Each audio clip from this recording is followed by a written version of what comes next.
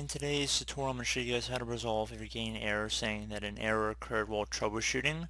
And this could come up in really any modern version of the Windows operating system. And in today's tutorial, I'm going to show you guys how to hopefully resolve it.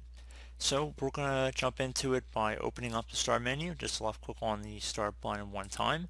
And you want to type in Services. Best match should come back with Services. Just want to left click on that one time to open up a Services window here.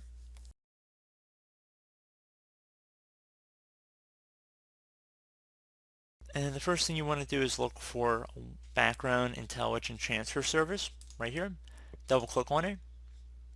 Underneath Startup Type, you want to click inside this drop down menu, select Automatic, and if server status is stopped, you want to left click on Start, and then left click on Apply and OK. Next thing you want to do is go down to the cryptographic service.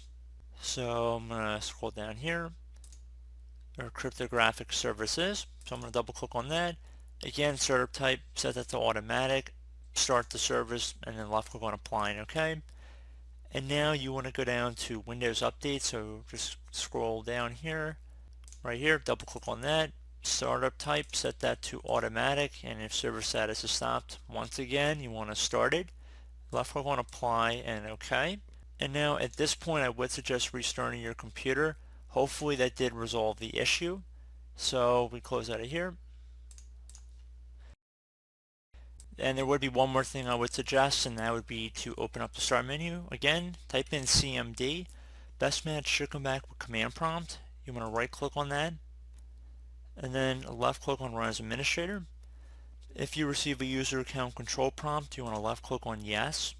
And now into this elevated command line window, you want to type in ipconfig space /flush DNS, exactly it appears on my screen. Again, ipconfig space /flush DNS. Flush DNS is all one word attached to that /. Then you want to hit enter. It should say successfully flush DNS resolver cache. And then I'd also suggest typing in netsh space winsock, WINSOCK, space reset. Again, exactly it appears on my screen. Then you want to hit enter.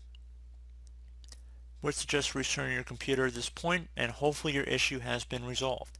So as always, thank you guys for watching this brief tutorial. Do hope I was able to help you out, and I do look forward to catching you all in the next tutorial. Goodbye.